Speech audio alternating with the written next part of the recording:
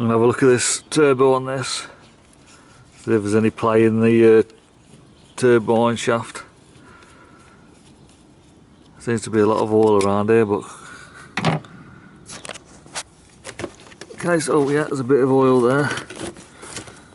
So basically, if you come down there and have a look, there's a shaft up there. See the nut? Just wiggle that side to side and see if there's any play in it.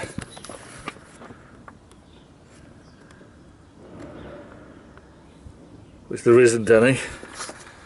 You don't want any play on that, so it's enough to touch the sides of the casing, but it could have got a groove in it, and that's why it's letting out oil. The seals are usually pretty strong on these, so usually it's either crankcase pressure pushing it through or wear on the shaft, but there ain't no play on it. So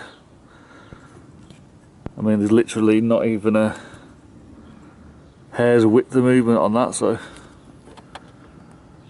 I'll have to check the PCV valve next, see if that's working alright.